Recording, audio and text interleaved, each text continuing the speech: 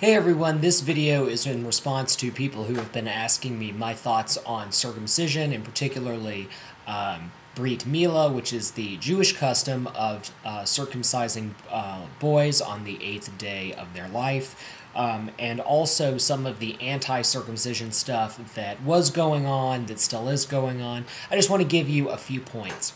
First of all, Brit Mila is a mitzvah. It is a mitzvah in the sense that it is commanded by God in the Torah. It's something that is mentioned many, many times. And what the Torah basically teaches is that an uncircumcised Jew is missing out Jewishly by not having participated in that covenant. So that's number one. Number two, speaking just from a health standpoint, there are some health advantages. Keyword is some health advantages. There are lowered rates of HIV/AIDS, certain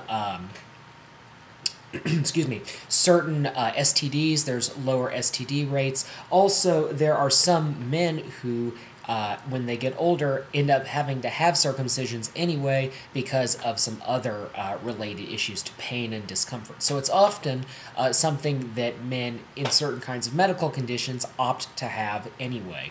Now, I know that there are some people, the intactivists and people like that, who think that Brit Mila is something that shouldn't be done. They point to the idea of you own your own body and you should get to do whatever you want to do. And also the issue of it being an extra surgery. Well, I'll tell you a few things. First of all, you're right, it is an extra surgery. But I would ask you this. Have you been to a bris, to a Brit Mila? I've been to one.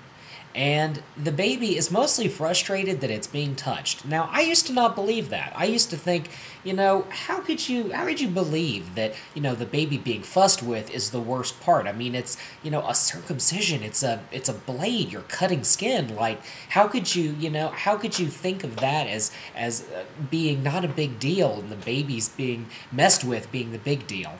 Well, the reality is, if you're standing, this close to the kid and you see what's going on, really the baby is just unhappy that he's being touched by some person who's not his mother or father.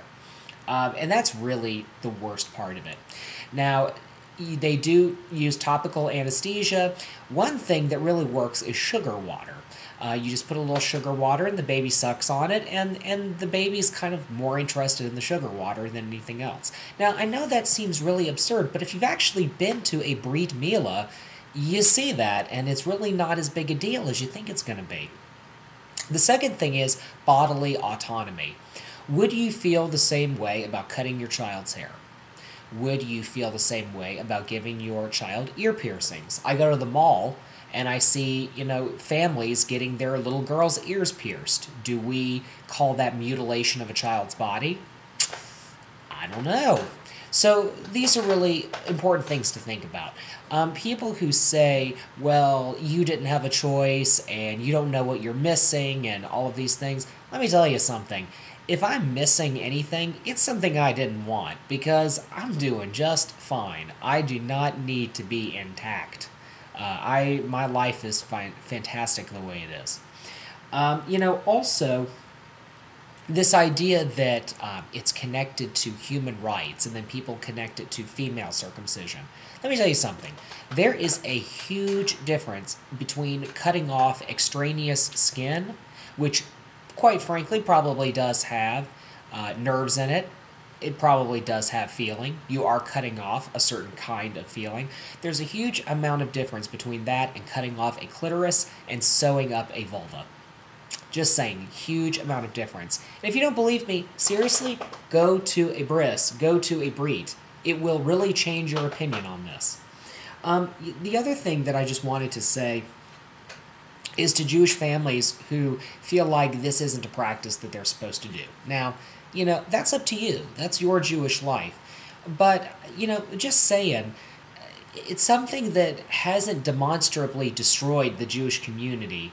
And the idea that men are walking around feeling like they're missing something, I don't know any guy who has ever felt like, wow, I'm really missing out on the whole foreskin thing. So just think about that. Anyway, it's up to you. It's your decision. But I feel like a lot of the arguments are overblown. People try to falsely analogize it with female circumcision. They try to make it look barbaric. If anything, look at the Reform movement. The Reform movement was anti-circumcision. Now they're strongly pro-circumcision.